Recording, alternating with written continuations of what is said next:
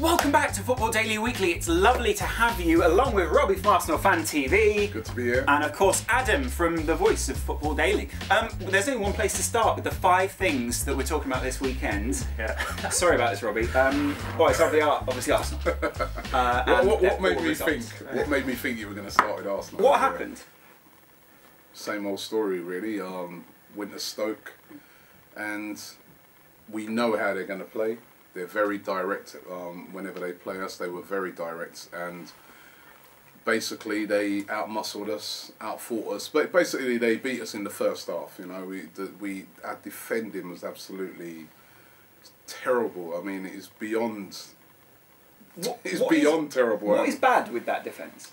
I think it's a couple of reasons. I think number one, it's a very inexperienced defence. So you've got a right back, Hector Bellerin, great prospect, but he's third choice right back. Yeah. You've got Callum Chambers playing as a centre half. Again, great up and coming player, but he's only 19. He's only an up and coming player. Your goalkeeper's the third choice goalkeeper. Basically, he's decimated with injuries at the moment. But the two centre backs in there fairly experienced. Well, you got Per Mertesacker. Koscielny was out, so Chambers came in for him. But you got Per Mertesacker, who again is not having the greatest of seasons. He was just as bad as the youngsters, to be fair. Yeah. And Gibbs, who's normally, you know, always gets like an 8 out of 10, but he just had a bit of a nightmare game. And then, you know, the same old story as well. Just in front of him, the holding midfielder, Flamini's doing his best, but we need better. And you've got to take your hats off to Stoke. Yeah. Let's compliment Stoke. What are we going to say about them? Well, first of all, exploiting tactically the right way avenue, right? It was good. Yeah. The first 20 seconds. You're right. Yeah, you bloody right to do that there, Robbie. Tactically naive. Peter Crouch, Bojan. I mean, Begovic did some lovely analysis on Match of the Day, talking about how Bojan basically just takes up the space just behind. He's like a number 10. And I'm surprised he's not at a team like Liverpool or Spurs or someone like that. What did you make of him when you were watching the game? Yeah, he was quality. Very good player. Of course, he's at Barcelona, and you know, everybody can't believe how he's turned up at Stoke, but he was quality. And I got to say, for me, I know Bojan on the day at the game got the man in the match, but I thought Crouch was outstanding. I mean, he does love scoring against Arsenal. Yeah, and we just could not deal with Peter Crouch. He won everything in the air and even on the ground. You know, I've got to say, Stoke, even though they were very direct, but hats off to them. They saw a weakness in Arsenal. They exploited it. You've got to give them credit. They won it in the first half. Good fight back by us in the second half, but too late. 5 more minutes, and you reckon you got third? I really think if Callum Chambers hadn't got the sent off, I think we could have got that third. The momentum was all with Arsenal. There was about 15 minutes left. We were having attack after attack, and then he stupidly, again, it's the inexperience. Yeah. Got himself sent off, and it was kind of game over from then because we just had no shape after that. So it was a really, really bad defeat. And that's part of the problem, really, isn't it? Is that season after season, people keep levelling the same criticisms at Wenger. You don't buy enough players in the summer. You don't buy a defensive midfielder. You've got people who've literally said to you, "We've worked out how you can play, how you play, and we know how to beat you." And he's not changed that, or has he tried to change that, and it's not working? He hasn't changed it. To be honest, I mean, he made good signings in the summer. And he's been a bit unlucky, the fact that like somebody like Debuchy, who came in, and when he came in at first, it was very seamless. You know, he took over from Sané and he really did look the part, and then he got that injury where he's been out for ages. And Arsene Wenger's been very, very unlucky with injuries. I mean, you know, the team's been decimated with injuries to key players all season. And when you look at a team like Chelsea, they miss a key player in Matic on Saturday, and they lost the game. So when you lose so many key players, Walcott, Wilshere, you know, Koscielny, Giroud was out for ages. It's going to decimate it. But you are right in the fact that we should have signed a world-class holding midfielder, and we should have signed a centre-back. And I'm starting to look at it and thinking we may need 2, because Per Mertesacker is starting to look like, I don't know, is it the end or is it just bad form by him? But he needs a good partner, essentially. You know, I really think that what you said is there are teams that have kind of worked us out. Manchester United, when they came and played us the other day, went very direct, everything up to Fellaini. It's like, it is a tactic that teams are looking at and saying, well, you know, Arsenal, we're not going to try and outplay them. We're going to just try and go physical, and you know, and But that is essentially outplaying Arsenal, isn't it? That is part of the problem, is that they know how to beat. Yeah, when I'm saying outplayed, I'm like, they're not trying to outplay us by playing football, but they're trying to outplay us by going long or going very physical or, you know, switching it up like that. And I think that's where we need that world-class holding midfielder and we need a bit more leadership on the pitch. We've got great players, but I don't know, sometimes I looked on Saturday and I was like, where's the leadership in that first half? Where's somebody sort of, you know, when we was 2-0 down, you can pull it back from 2-0. Yeah. But once you go 3-0 down in the Premier League, it's more or less a dead game. What's your position on Wenger now then? So watching your videos recently, we've had Claude. Obviously, he's one side of the spectrum. He's had enough by the sounds of it. You got Ty on the other side, who's a bit more optimistic. Where are you? Are you sort of in the middle of that, or are you now becoming so frustrated with the lack of change at Arsenal that you're more on Claude's side? Listen, my side of it is that to sack Arsene Wenger now, there are some fans who are like, they want him gone right now. And for me, I think that's ridiculous. I think if you was to sack Arsene Wenger right now, who would you get in to replace him? Which manager out there that's going to be able to manage Arsenal? That's a difficult job. Yeah, very difficult.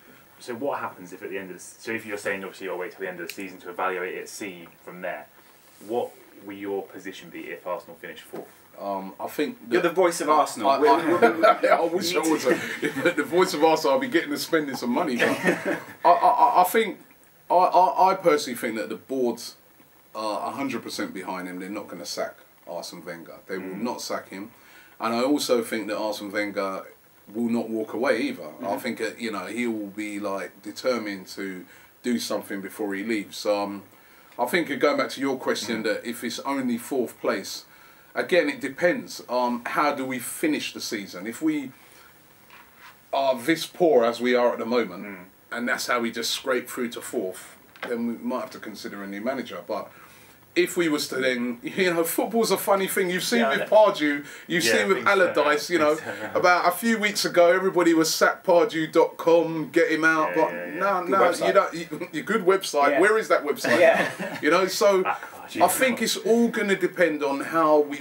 because my thing is this, it's about how you're challenging. So I think if we went into the second half of the season and we're sort of challenging, even if we didn't win anything, if we beat a Chelsea, if we beat a Man United, if we turn over a City and put in some good performances, and then maybe fans might start looking and thinking, well, you know what, at the start of the season they had a lot of injuries, and I know what fans are like, they'll kind of start changing, and that you'd survive it. The thing with Arsenal, the thing from the fans' perspective seems to be, what you want to see as a fan is you want to see progress, you want to see, okay, we weren't that good last season, we've changed this, we've grown and growing. But with Arsenal, it seems to be the same thing every single season for the last 5-6 years.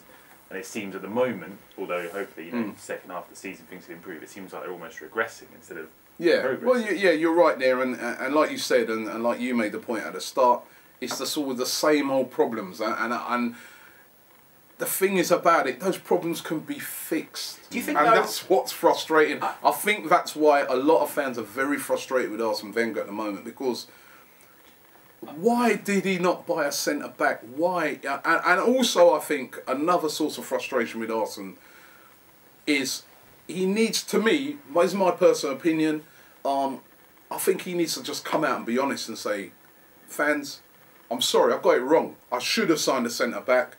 I looked around, I couldn't find, or we was after a couple and we didn't get them, and I looked around and I thought I'd take a gamble till January, and unfortunately a lot of other injuries have come in on top of me, and it's set us back. But I will put it right in January. I think if he did something like that, I think there'd be a lot of fans out there say, okay, well, I'm going to give him but to keep coming out and saying, no, these players are great. But that frustrates the life out of me. So I can understand that, right? But at the same time, I see the complete flip side of that, which is Wenger's perspective, which is he had to stand by the players that he has. And if he comes out and speaks about needing another centre-back, then that degrades the value of the centre-backs that he has at the club. And so he's got a squad of people that he has to keep motivated. He's got a squad of people that he has to stick by, because that is who he's got now. Yeah. If he's out in the media, which, by the way, he owes nothing to, then... He owes nothing to the media, but he owes it to the fans. I don't care if the other players are upset, because at the end of the day, they're not delivering those defenders at the moment. Maybe that will, spark them into, improving their performance. But at the moment, those players in defence, probably Kieran Gibbs aside, are not week in, week out delivering. They're not. And that is what's costing us at the moment. We can't defend. What we learned about Chelsea is they don't go an entire season unbeaten, unfortunately for everyone else, because Mourinho was right again. Yeah, disgusting. Yeah, and sometimes I wonder if he just goes, we'll lose this one, just to prove that I'm right. He smiled after the second goal went in, didn't he? He was like, yeah, you know. I told you. What I was talking about, yeah. Yeah. It was... They ain't beating that record, mate. 49 undefeated, the Invincibles. I told everybody Chelsea will not be invincible this season. They're That's like saying Spain are going to win the World Cup in like 2010, though. They're a very good team, Chelsea. Yeah. Very good team. But they ain't invincible. I think what Newcastle show is the league has improved. Every team is a good team now because of the amount of money that's in the league. You see Leicester. Players that are going.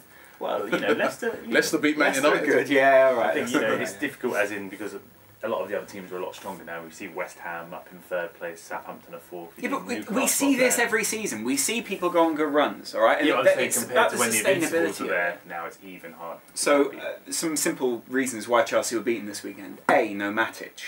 Very important. 29 games in a row he'd started before that, 29 league games. And John Obi Mikel was his replacement. Didn't quite do the job that he needed to do, especially on the second goal. He sort of dove in for the tackle and then Newcastle counter-attacked them.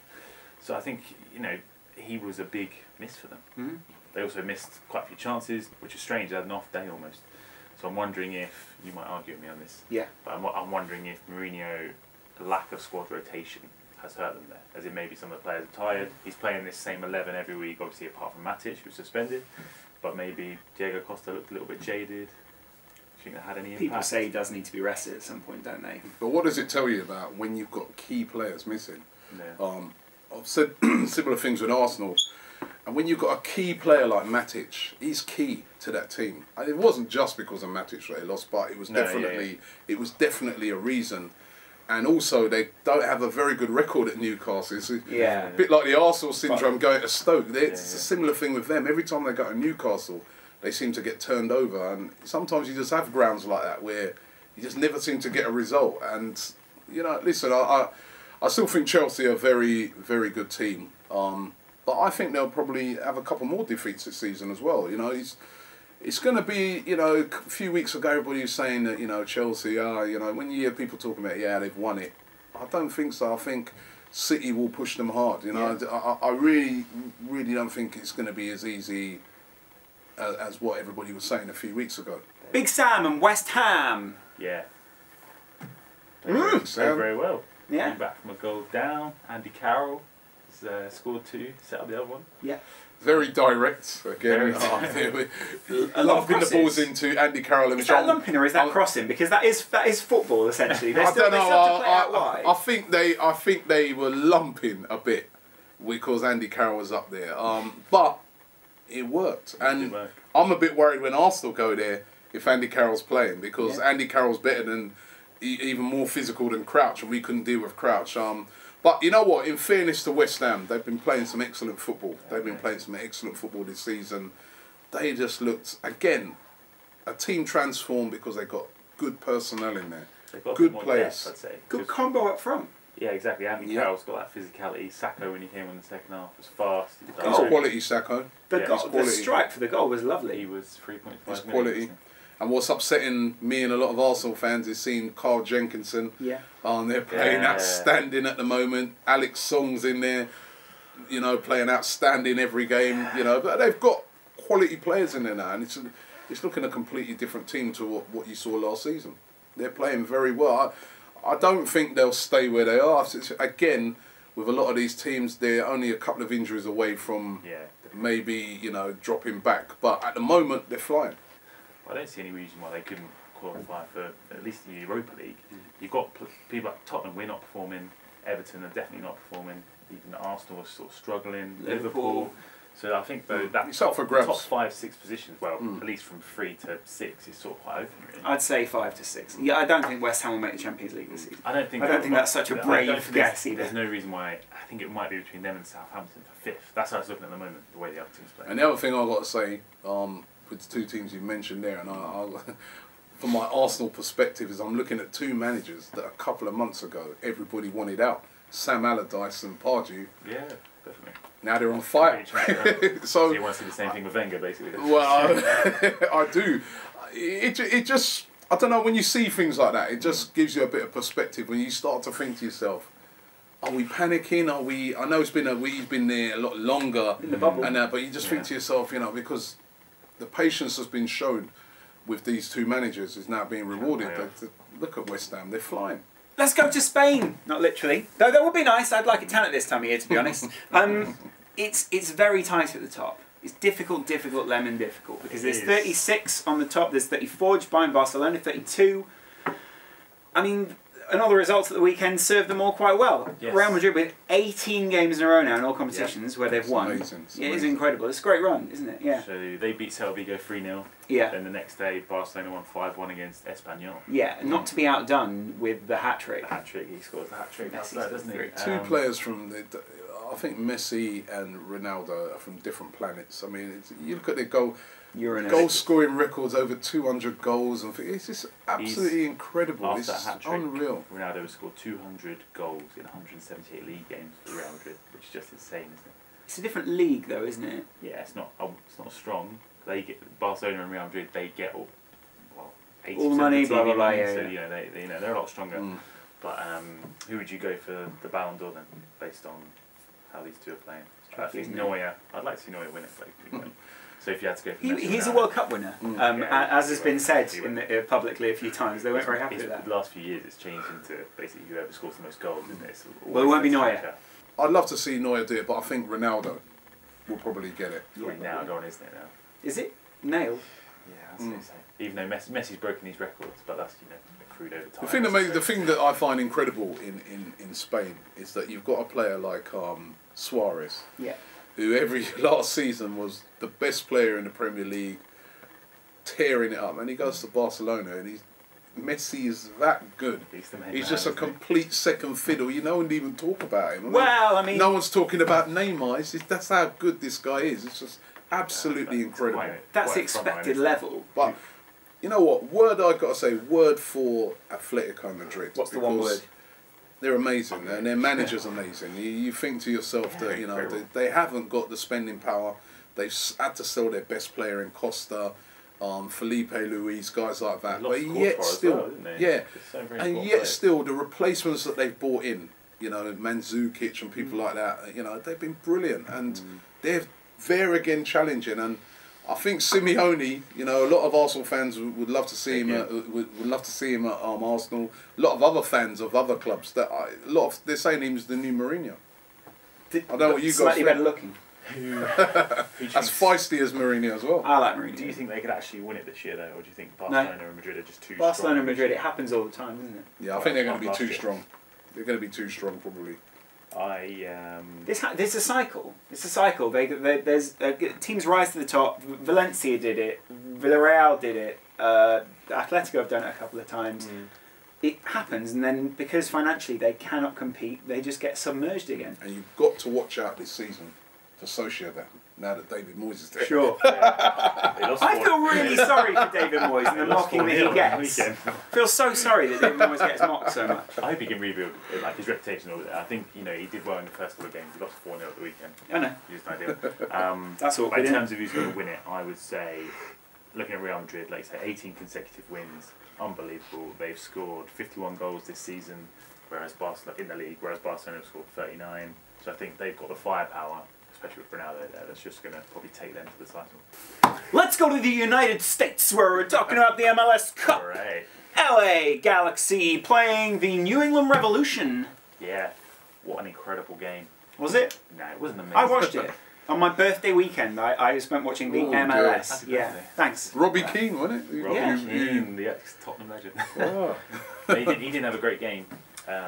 But yeah, he did do all right, mate. But he did. He missed a couple of chances, but right at the end when he needed to, he slotted away that chance. Yeah. But Landon Donovan obviously saying goodbye to the league, and that's huge in terms of what's going on there, because obviously he's not with the national team anymore. Obviously he's not with LA Galaxy anymore. Obviously things are changing. It's like a change in the guard overall in the league. Thierry Henry as well. Exactly. Leaving the Red Bulls, and who's going to stay? I mean, it's very interesting. I was over in New York in the summer. Oh yeah. And when Arsenal was over there on their tour, and New York City with the backing that they're going to have, and the fact that they're bringing in David Villa, and they've got in Lampard, you know, are they going to shake up that league?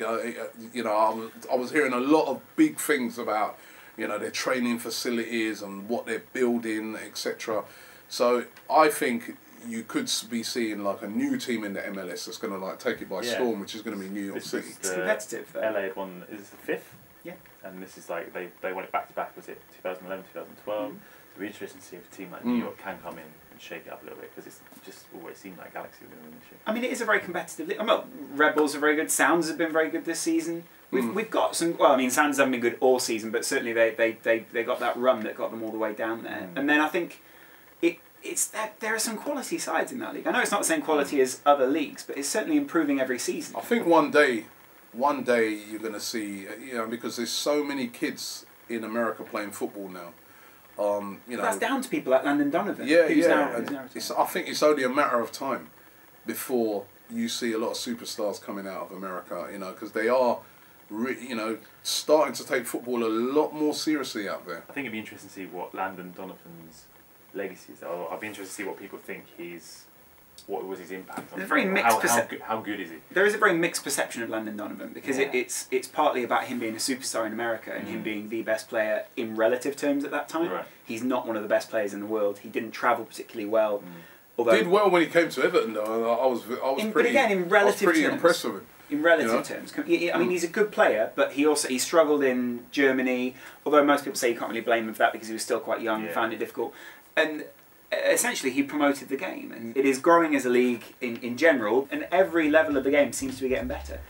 Anyway, thank you very much for watching. Leave us your comments below. We'd love to hear what your opinions are on the 5 talking points from the weekend. It was lovely to hear from ArsenalFanTV. Go there and subscribe. Thank you.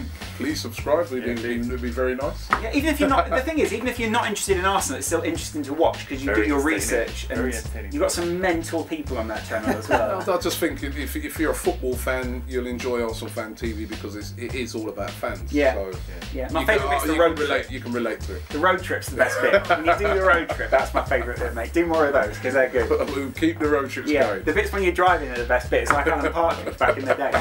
And of course, Alan Partridge. Back in the day.